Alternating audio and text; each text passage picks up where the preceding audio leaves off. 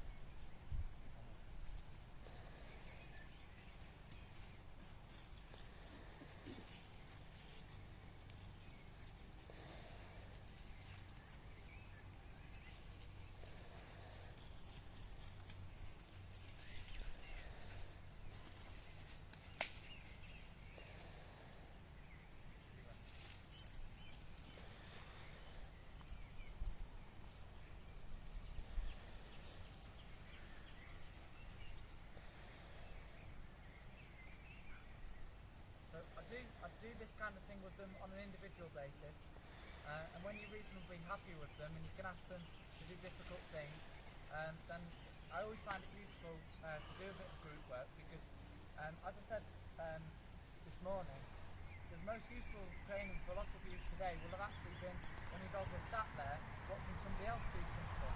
Because although you can often get bored while you're sat there, when you do a lot of training on your own, everything that you throw to your dog, everything that they see falling out of the sky, they eventually get to retrieve.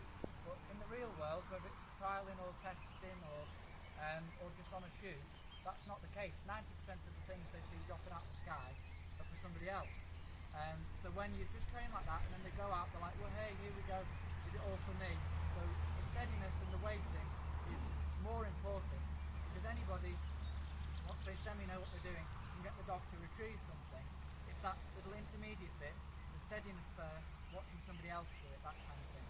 So I'll often do a bit with these two together, or with a couple of other dogs, or if you've got a friend that you could train with, A, it's more fun, and B, half the time they can watch another dog doing something.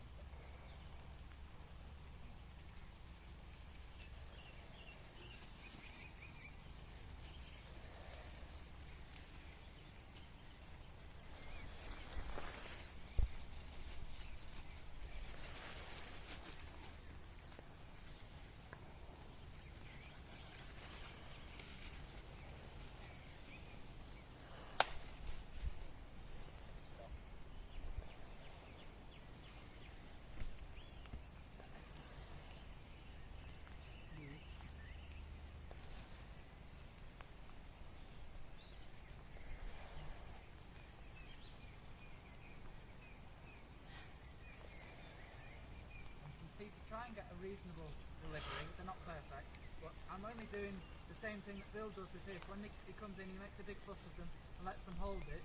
If I'm ever doing any training, it's very rare that I'll just reach down and take it off them. I'll just reach down over the back and stroke them like that, and then I can often take it from behind like that. So they get that little stroke with it in their mouth, they're feeling good about themselves, and when they lift their head up like that, oh, that's nice.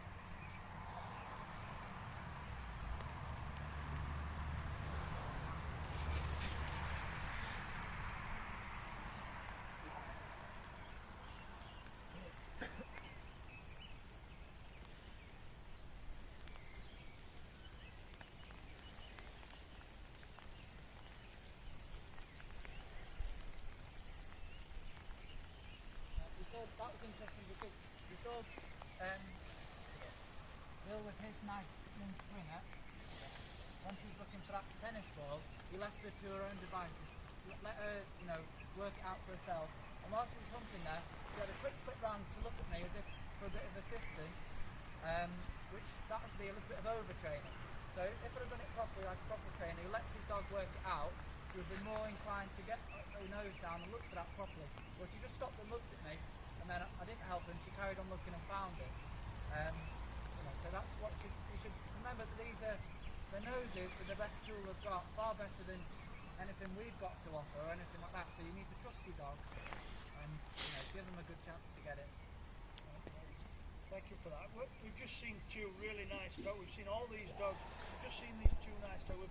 We planted 2 memory retrieves, and Joe worked his dog and gave one a retrieve, and also he swapped which dog was doing the retrieving as well. Working your dogs together is really good fun. You know, you can enjoy it. And how I start off training my dogs, I'll take a young dog out with an older dog. So the older dog, I know I don't have to worry, so I'll tell my dog to sit, and it'll do everything I want it. This lit, I can concentrate on the young dog, alright? You know the old dog's going to do everything good, so you just concentrate on that the young dog. The old dog's doing everything.